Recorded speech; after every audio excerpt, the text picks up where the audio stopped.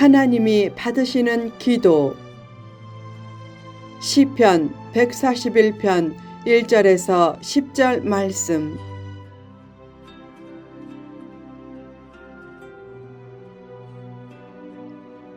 하나님이 받으시는 기도.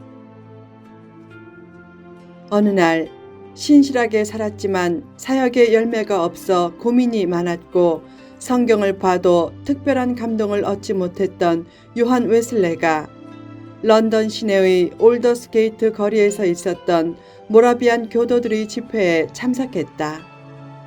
거기서 저녁 8시 45분경 누군가 루터가 쓴 로마서 서문을 읽으며 믿음을 통한 변화에 대해 말씀을 전할 때 마음이 뜨거워지며 구원의 확신이 들었다. 그때 생긴 마음의 변화를 그 모임에서 간증한 후 한밤에 귀가했다. 다음 날 아침 잠에서 깨면서 그는 마음을 주님께 고정시키고 입술로 예수님 주님이라고 여러 번 고백했다. 그때 이런 정죄의 음성이 들리는 것 같았다. 내 믿음이 진짜라면 왜 뚜렷한 삶의 변화가 없느냐?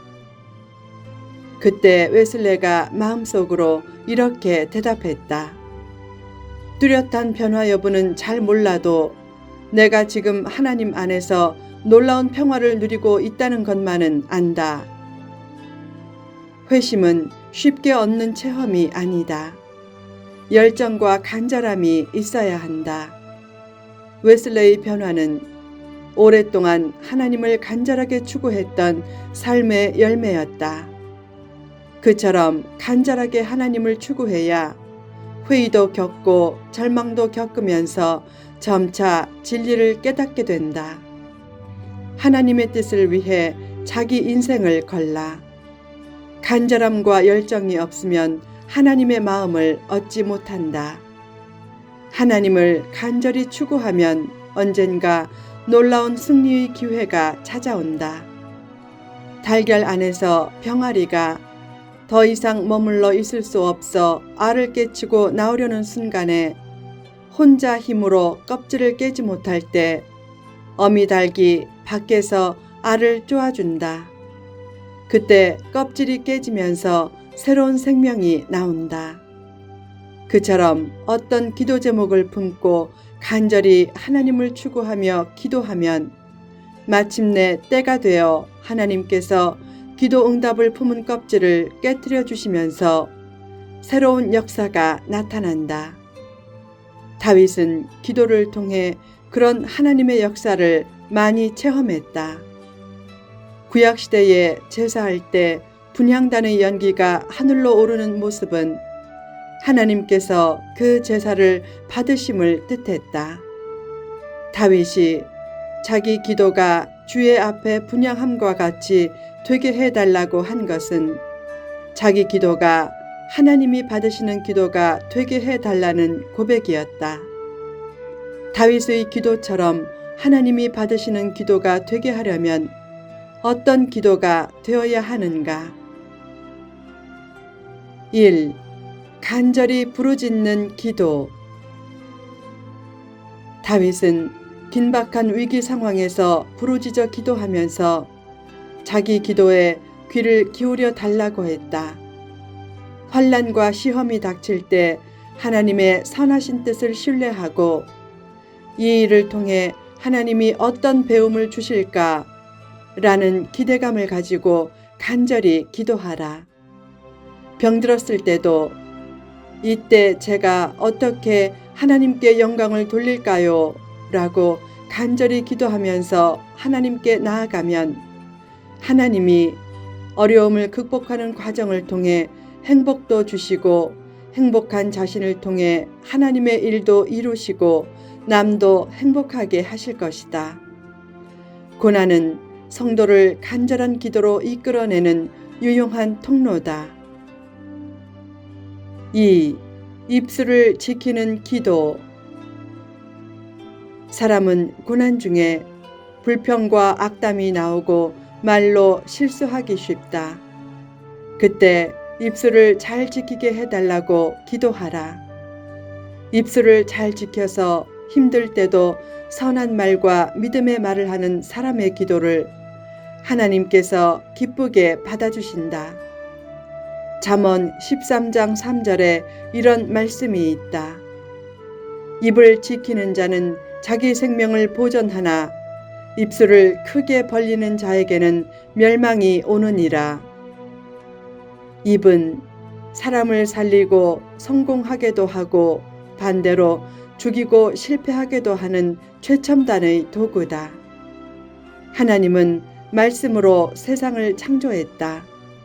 그처럼 하나님의 형상을 닮은 사람의 입에서 나오는 말은 환경을 변화시키는 창조적인 변화의 원천이 되고, 사람의 입에서 나오는 기도는 능력 있는 삶을 살게 하는 창조적인 능력의 원천이 된다. 영혼 구원을 위해서도 입술에서 나오는 신앙 고백은 가장 핵심적인 요소다. 구원받은 성도의 입에서 나오는 믿음의 말과 믿음의 기도는 하나님이 가장 기쁘게 받으시는 것들 중의 하나다.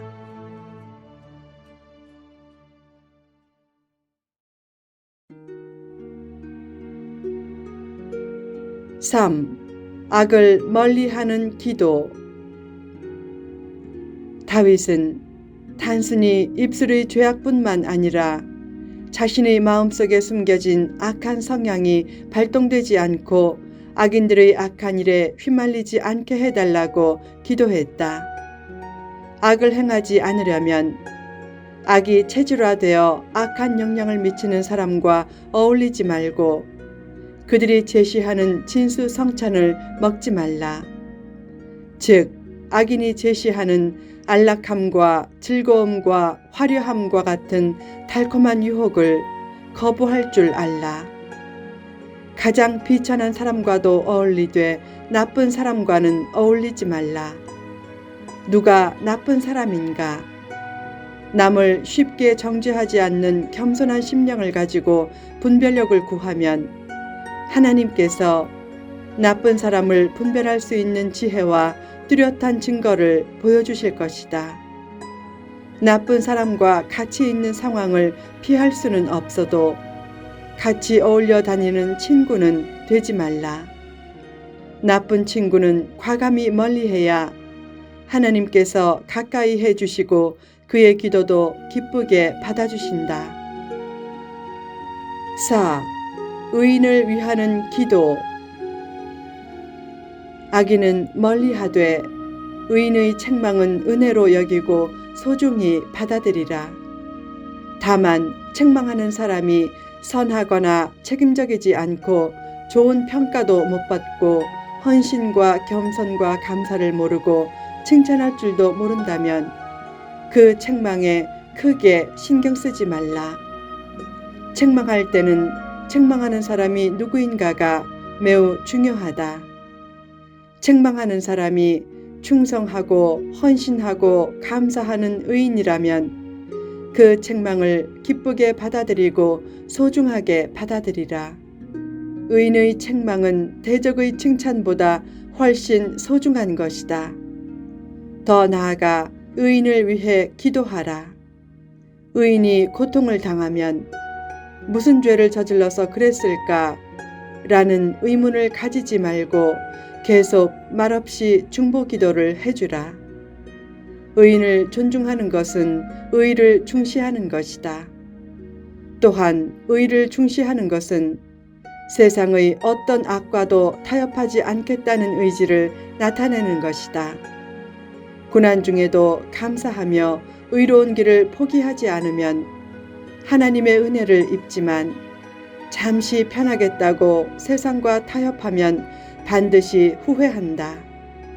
하나님은 세상과 타협하지 않고 의를 존중하는 사람이 드리는 기도를 기쁘게 받으신다.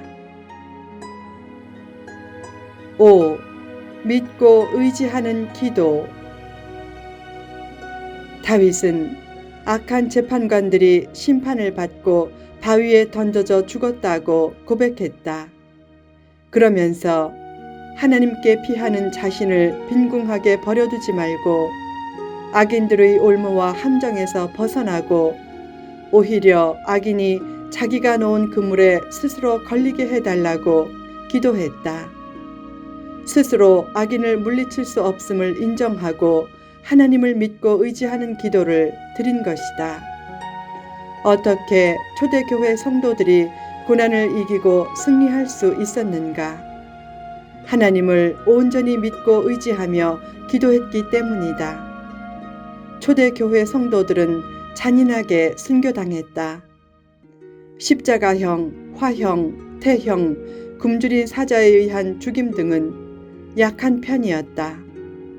어떤 성도들은 몸이 묶인 채 조개 껍질로 살이 도려내어졌다. 어떤 성도들은 세게 휘게 한 나뭇가지에 손발이 결박된 후 그 가지들을 동시에 놓음으로 사지가 갈기갈기 찢겨져 죽기도 했다. 그런 핍박이 10명의 로마 황제에 의해 몇백 년에 걸쳐 행해졌다. 많을 때는 하루에 100명 이상 순교당했다. 그래도 법정에서 사형 선고가 내려지기가 무섭게 다른 성도들이 재판관 앞으로 달려나가서 자신도 그리스도인임을 용감하게 고백하고 순교하는 일이 끊이지 않았다. 하나님은 힘들 때도 믿음을 잃지 않고 하나님의 뜻과 하나님의 편에 서서 기도하는 성도들의 기도를 어떤 기도보다 기쁘게 받아주시고 언젠가 찬란한 자리에 서게 하실 것이다.